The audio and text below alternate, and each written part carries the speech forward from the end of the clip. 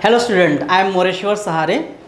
मैं आपको बायोलॉजी पढ़ाता हूँ और ये बायोलॉजी का 11th 12th का नीट और MHCT लेवल का एक chromosomal basis of inheritance topic में कुछ ऐसे क्वेश्चंस होते हैं, ऐसे क्रिस क्रॉस जो इनहेरिटेंस होता है क्रोमोसोमल बेसिस में, जो इनहेरिटेंस में जो होता है क्रिस क्रॉस इनहेरिटेंस, बहुत सारे बच्चे उसमें कन्फ्यूज हो जाते हैं। तो इसमें हम थोड़ा सा डिस्कस करने वाले हैं।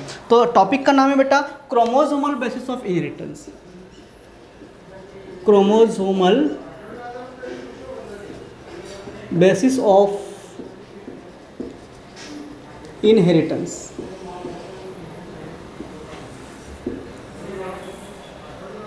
ठीक है, देखो यहाँ पर क्रोमोसोमल बेसिस ऑफ इनहेरिटेंस। इससे पहले हम जेनेटिक बेसिस ऑफ इनहेरिटेंस भी पढ़े थे, मेंडल्स लॉ के बारे में पढ़े थे, जीन क्या होता है उसके बारे में पढ़े थे, डीएनए क्या होता है उसके बारे में पढ़े थे। ठीक है ना, यानी हमने ऐसे बहुत सारे डीएनए के बारे में, जीन के बारे में, आरएनए के बारे में हम ऑलरेडी डिस्कस कर चुके हैं। तो ये सारा जो कंटेंट्स है, ये जेनेटिक मटेरियल जो होते हैं, ये कहाँ पर रहते हैं, ये मेन क्वेश्चन है। तो ये सारे जो कंटेंट्स है, जेनेटिक मटेरियल्स है, ये जनरली क्रोमोसोम में छुपे हुए रहते हैं, क्रोमोसोम में रहते हैं। ठीक है, तो हमने ये भी देखा था कि किस प्रकार इनहेरिटेंस होता है। इनहेरिटेंस का मतलब ट्रांसमिशन ऑफ द कैरेक्टर, किस प्रकार कैरेक्टर ट्रांसमिट्स होते हैं फ्रॉम जनरेशन टू जनरेशन। ठीक है, उसके लिए एक पार्टिकल यूज़ किया था और वो पार्टिकल था जीन, जिसने पार्टिकल, ये नाम किसने बोला था, मेंडल्स ने बोला था। और उसके बाद वो ही पार्टिकल को क्या बोलते हैं, जीन बोलते हैं, वो डिस्कस हुआ था। ठीक है ना बेटा, तो ये भी आपको पता है कि gene is one of the factor, gene is one of the particle which responsible to transmit the characters from one generation to other generation, ये भी पता है।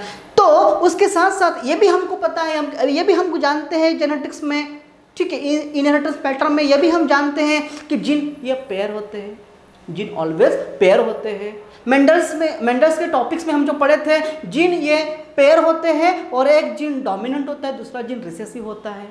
मतलब ये जो प्रीवियस टॉपिक है आपको पता होना चाहिए जब हम यहाँ पर क्रोमोसोमल बेस ऑफ इनहेरिटेंस पढ़ते हैं तो। ठीक है ना, तो जीन ऑलवेज पेयर है, एक डोमिनेंट है, एक रिसेसिव है।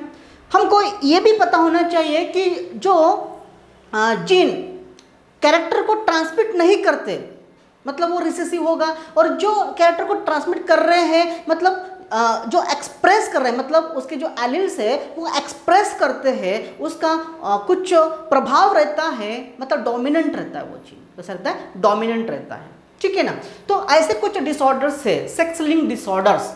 ठीक है ना, सेक्स लिंक्ड डिसऑर्डर्स, वो जो डिसऑर्डर्स है ये एक जनरेशन टू दूसरे जनरेशन में किस प्रकार ट्रांसमिट्स होते हैं, वो आज हम यहाँ पर डिस्कस करने वाले हैं। ठीक है, चलो, तो सबसे पहले हम क्रिस क्रॉस इनहेरिटेंस में देखेंगे हीमोफिलिया। हीमोफिलिया, ठीक है, हीमोफिलिया ये एक डिसऑर्डर है। जनरली क्या होता है कि अगर कुछ इंजरी होती है, इंजरी होने के बाद ब्लीडिंग हो जाती है, ब्लड निकलता है।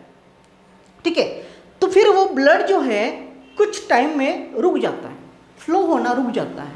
ठीक है, इसका मतलब ये है कि कुछ कोएगुलेशन फैक्टर, कोएगुलेशन मैकेनिज्म्स यहाँ पर तैयार होगी।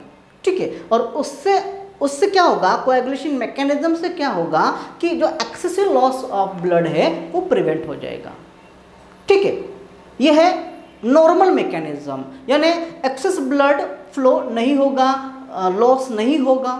ठीक है, ये नॉर्मल मैकेनिज्म है। लेकिन अभी क्या होता है, कभी कभार क्या होता है, कुछ ऐसे जेनेटिकली डिसऑर्डर्स होगा, जैसे क्लॉटिंग फैक्टर 8, क्लॉटिंग फैक्टर 9, अगर ये सिंथेसाइज अगर नहीं होते हैं, इनके डिफिशियंसी से, ठीक है, ब्लड क्लॉटिंग प्रॉपर टाइम पे नहीं होता है, ब्लड क्लॉटिंग नहीं होता है या प्रॉपर टाइम पे नहीं होता है, तो एक्सेसिव लॉस ऑफ ब्लड होगा।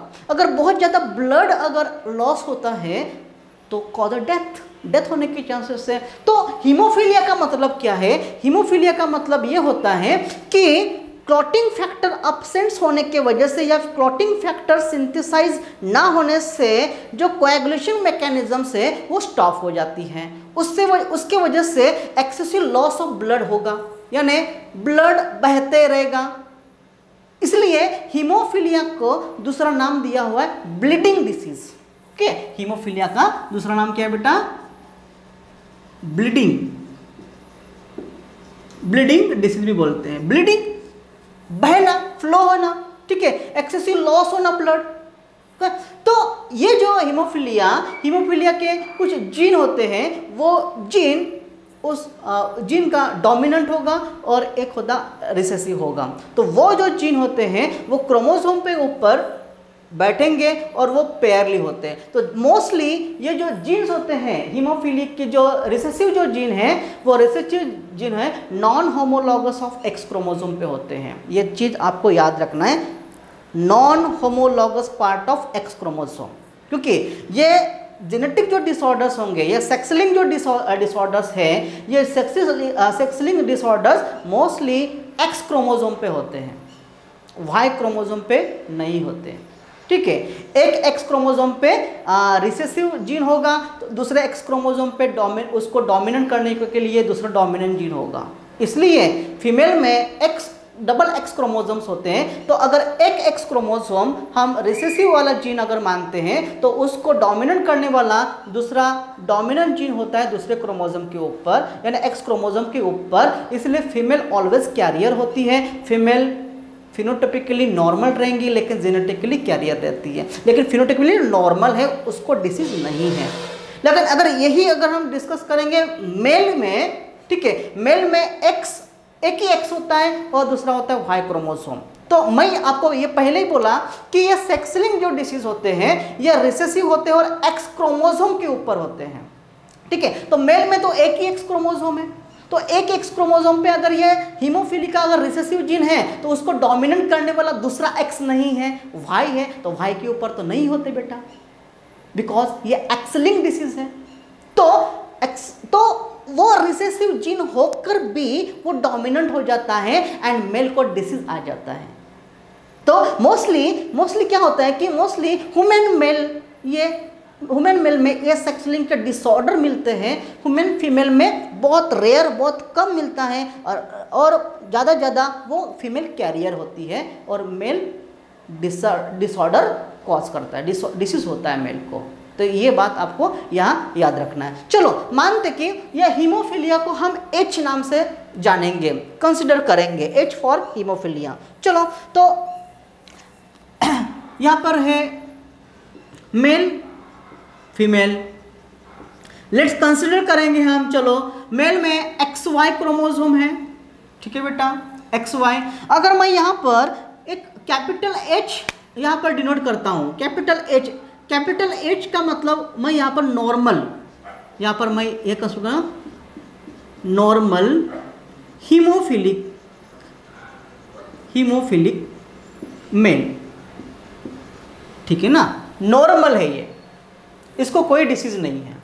ठीक है, चलो अभी मैं यहाँ पर ये मेल है, ठीक है, मैं यहाँ पर स्मॉल h डिनोट करता हूँ। स्मॉल h मतलब ये ऐसा जीन है, ठीक है, जो डिसीज प्रोवाइड कर रहा है, यानी एक्स क्रोमोसोम के ऊपर है। ठीक है, एक्स क्रोमोसोम के ऊपर ये H मतलब हीमोफिलिक जीन है। ठीक है,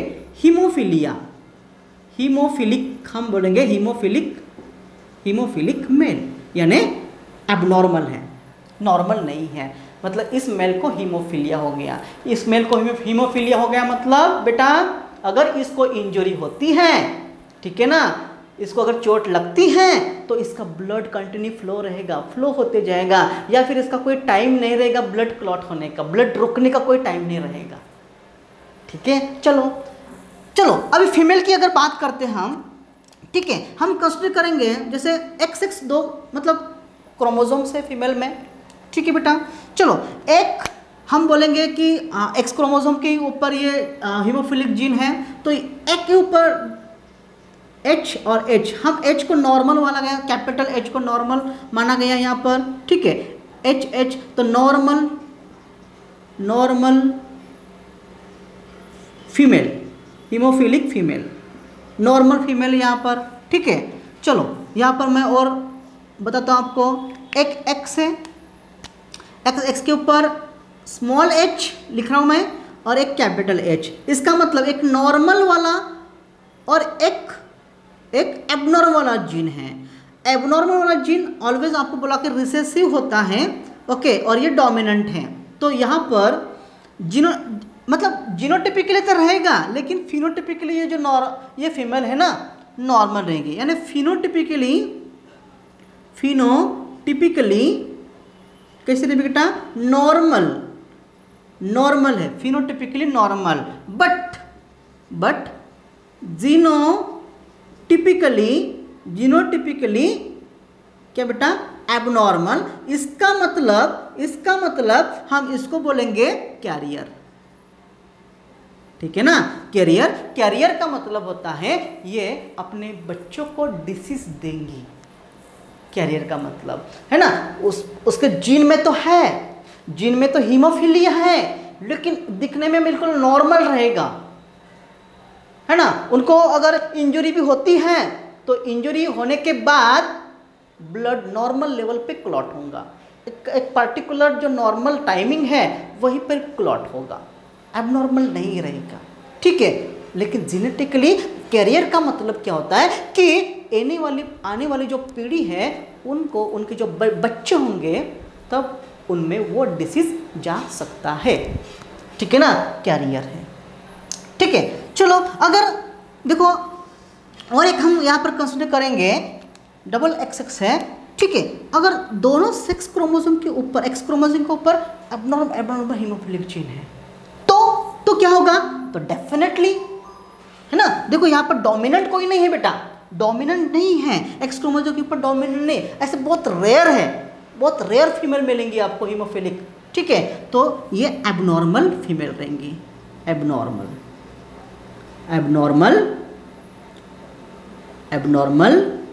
हीमोफिलिक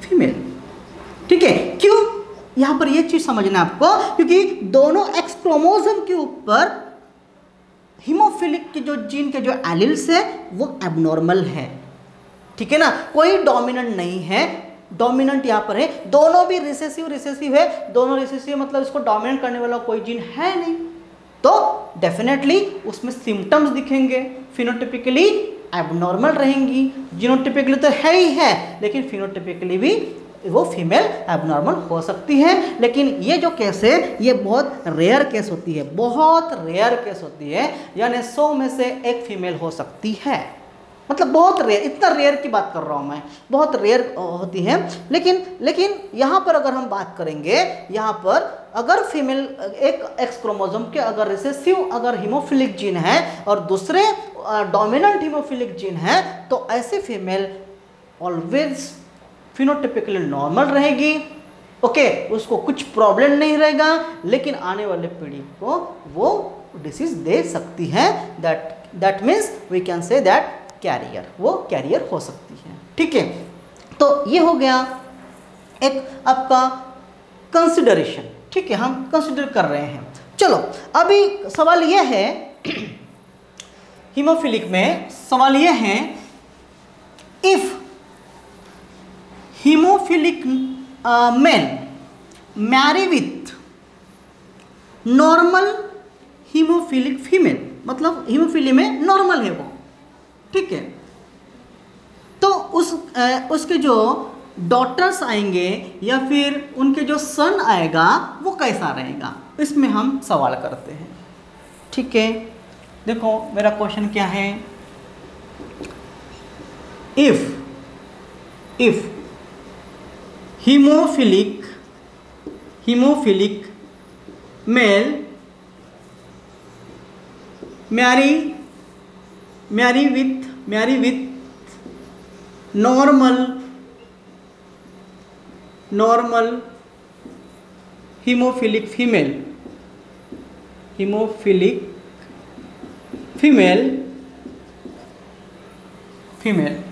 okay,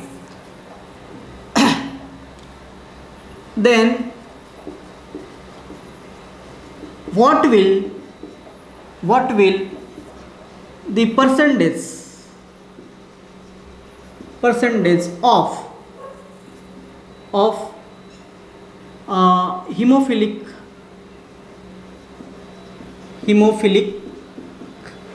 daughters और सन, उनके ओके क्या परसेंटेज रहेगा, जो हीमोफिलिक डॉटर्स भी आएंगी या फिर सन आएगा, क्या रहेगा परसेंटेज। ठीक है, तो चलो निकाल के देखते हैं कैसा रहेगा। तो यहाँ पर बोला है कि हीमोफिलिक मेल है, हीमोफिलिक मेल मतलब जैसे मेल है XY, ठीक है, ये मेल सेक्स क्रोमोसोम से। ठीक है, अब हीमोफिलिक है मतलब X क्रोमोसोम के ऊपर एबनॉर्मल हीमोफिलिक जीन है, ये हम कंसिडर किए थे। ठीक है, मैरिड यानी किसके साथ शादी किया, फीमेल के साथ, यानी कैसी फीमेल है, नॉर्मल है, नॉर्मल हीमोफिलिक में नॉर्मल। तो XY और XX, ठीक है, यहाँ पर 2 X क्रोमोसोम है तो ये नॉर्मल है, इसका मतलब XH मैं यहाँ पर इस प्रकार के डिनोट किया। चलो, ये है मेल और ये है फीमेल। अभी क्या होगा, इसका जो जीनोटाइप्स क्या मिलेगा, मतलब ये इनके जो गैमेट्स है, तो ये मेल है, तो ये मेल जब गैमेटोजेनेसिस करेगा, गैमेट्स तैयार करेगा, तो आइदर भी एक स्पर्म बन सकता है ऐसा वाला, या फिर ये वाई वाला स्पर्म बन सकता है, you should know very well. ठीक है, या फिर यहाँ पर ये एक्स वाला इस प्रकार का एक बन सकता है, या फिर चांसेस है कि यानी एक ही। ठीक है बेटा, चलो अभी इनको करेंगे क्रॉस।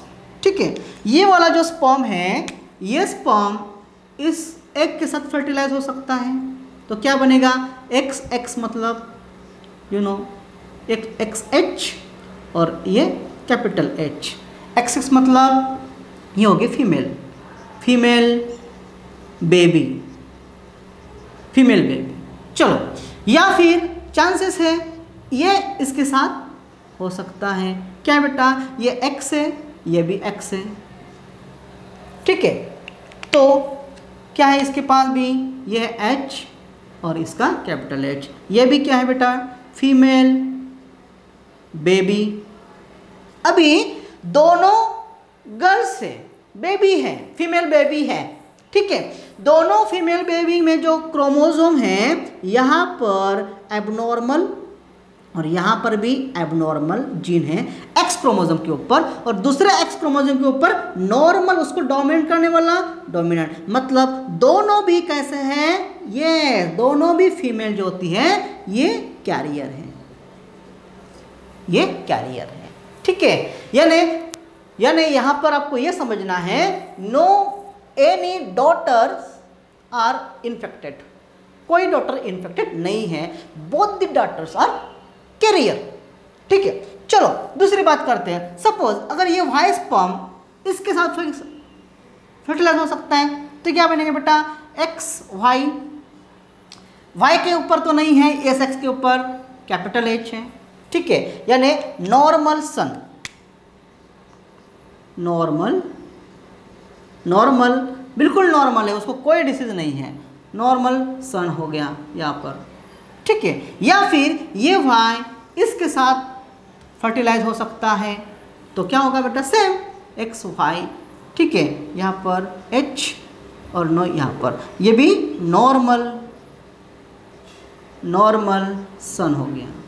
ठीक है, तो यहाँ पर दोनों भी जो सन हैं, अगर चांसेस है दोनों भी सन है अगर आने के, ये बिल्कुल एंड बिल्कुल नॉर्मल होते हैं। नॉर्मल मतलब no any individual infected by haemophilia से किसी को भी डिसीज नहीं, हीमोफीलिया का किसी के भी डिसीज नहीं आया, यानी फीमेल ये एबनॉर्मली बिल्कुल मतलब जेनेटिकली एकदम कैरियर है और फिनोटिकली बिल्कुल नॉर्मल रहेगी, और दोनों भी जो सन तैयार हो गए हैं, ये दोनों भी सन जो होते हैं बिल्कुल नॉर्मल होते हैं, हीमोफिलिक नॉर्मल हैं, यानी किसी को डिसीज नहीं आया। कब, जब ये हीमोफिलिक अगर मेल है नॉर्मल फीमेल से अगर मैरी करता है तो किसी को डिसऑर्डर्स नहीं कैरी कर रहा है, किसी को डिसऑर्डर्स नहीं। ठीक है, तो यहाँ पर ये आप यानी 50% फीमेल जो होती है वो कैरियर रहेंगी एंड 50% जो मेल आ गए हैं वो नॉर्मल रहेंगे। ठीक है, तो हीमोफिलिक जो फादर है, हीमोफिलिक फादर अपने डॉटर को कैरियर दे सकते, हीमोफिलिया का कैरियर दे सकते हैं, यानी फीमेल कैरियर हो सकती है। चलो अभी मानते हैं कि क्या कैरियर फीमेल, ठीक है ना, carrier female marry with haemophilic male, haemophilic male के साथ अगर शादी करता है या फिर नॉर्मल मेल के साथ भी शादी करता है। ठीक है, यहाँ पर हम ये देखेंगे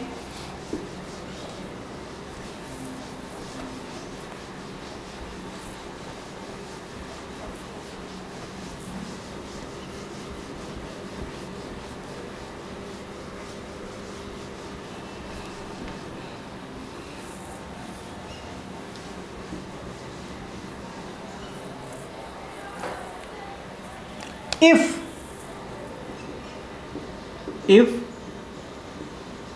carrier female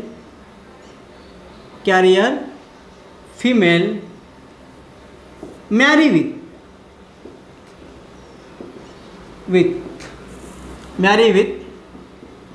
normal hemophilic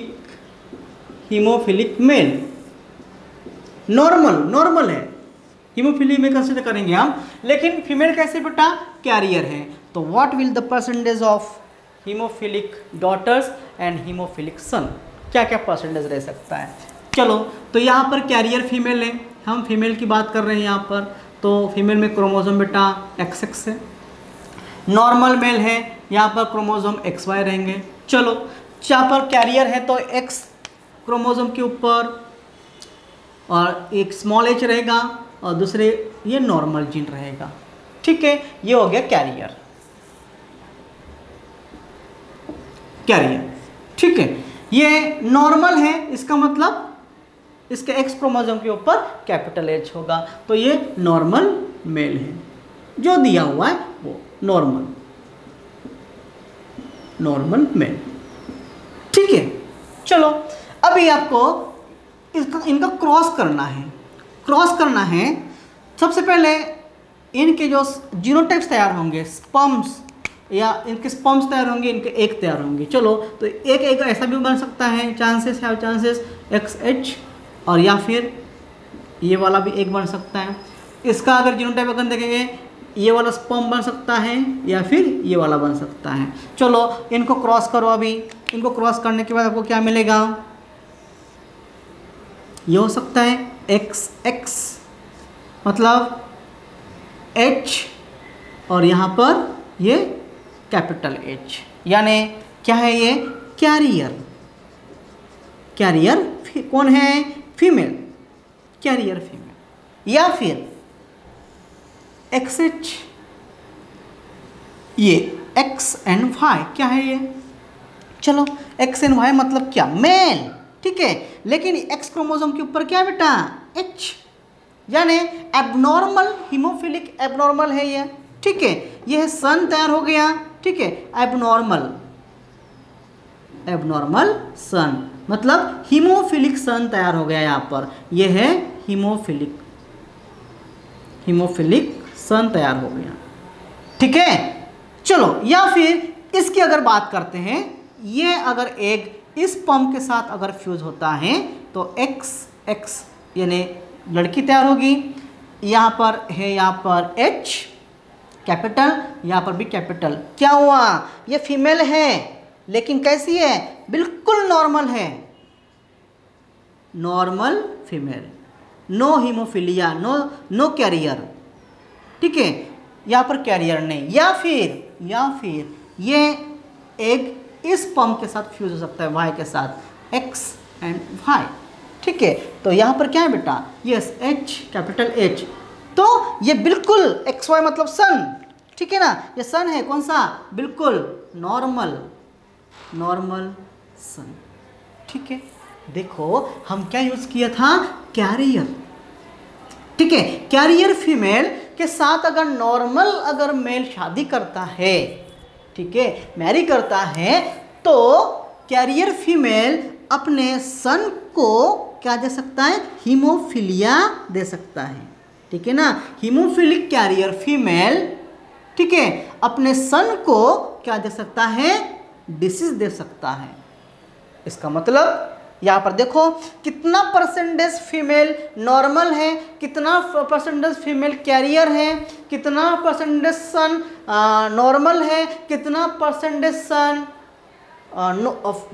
मतलब क्या है बेटा, सन एबनॉर्मल है, वो देखेंगे। तो यहाँ पर अगर फीमेल की अगर बात करते हैं, 50 out of 50% female, out of 50%, यानी 2 फीमेल बनी ना, तो out of 50% female, okay, 25% have chances of carrier female, यानी कैरियर होने के चांसेस 25% है, ठीक है। या फिर नॉर्मल होने के चांसेस फीमेल का 25% है, या फिर एबनॉर्मल मेल होने का चांसेस 25% है, या फिर नॉर्मल होने का चांसेस 25% है, ठीक है।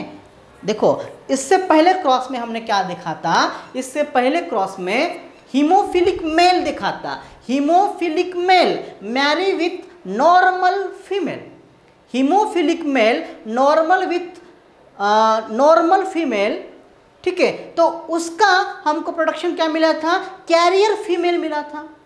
तो carrier female marry with normal male, तो उनके सन को ये एबनॉर्मल डिसीज आ सकता है, हीमोफीलिया आ सकता है। इसका मतलब जो फादर है, फादर हीमोफिलिक फादर ये डिसीज ट्रांसमिट कर रहा है। देखो मैं जो सेंटेंस बोल रहा हूँ बिल्कुल याद रखना, हीमोफिलिक फादर, ठीक है, डिसीज को ट्रांसमिट कर रहा है किसकी तरफ, ग्रैंडसन की तरफ, through his daughter, carrier daughter, ठीक है। ये सेंटेंस बिल्कुल याद रखना, ये क्वेश्चन आता है आपको, इसलिए बिल्कुल याद रखना है आपको।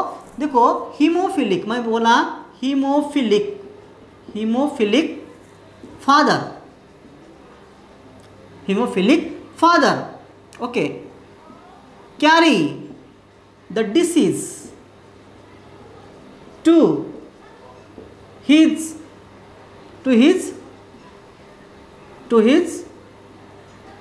grandson, किसके जरिए बेटा, through his carrier daughter, through his carrier daughter, ठीक है। ये सेंटेंस बहुत ही इंपॉर्टेंट है, यानी जिस फादर को हीमोफीलिया है वो अपने सन को है ना, तो इस ग्रैंडसन को ये ग्रैंडसन होगा ना, है ना, उनके लड़की का मतलब उनके लड़की का बच्चे तैयार हो गया ना, कैरियर, ठीक है।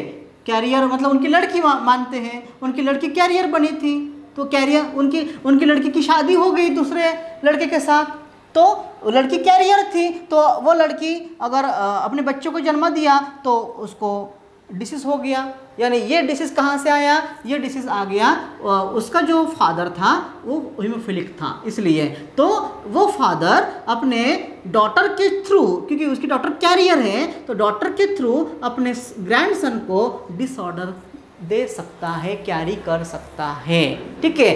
This is a linkage, linked है ना, ये लिंक्ड है, सेक्स लिंक्ड डिसीज है, ये क्रोमोसोमल लिंक्ड डिसीज है, तो इसी प्रकार का ये लिंक हो रहा है, ठीक है। तो वेरी वेरी इंपॉर्टेंट है। तो ऐसे क्वेश्चन आ सकते हैं आपको, यानी कितना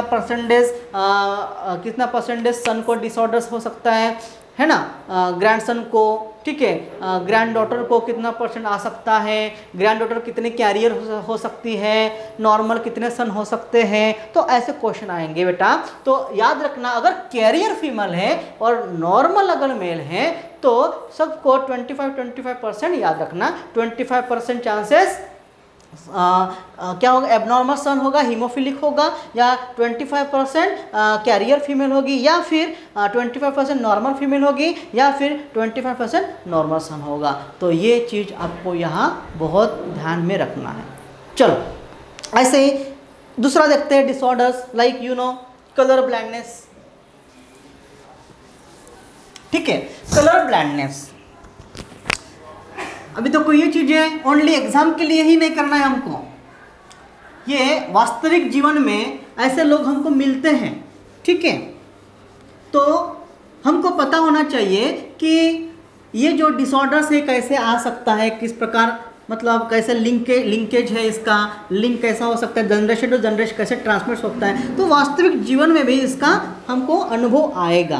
तो मैं आपको पहले बोला ना, जब मैं ये वीडियो बना रहा था आपको पहले बोला था कि ये जो बायोलॉजी की जो चीज़ जो आप पढ़ रहे हो, ये बायोलॉजी की चीज़ जो मैं पढ़ा रहा हूँ, ये चीज़ आपका साथ हम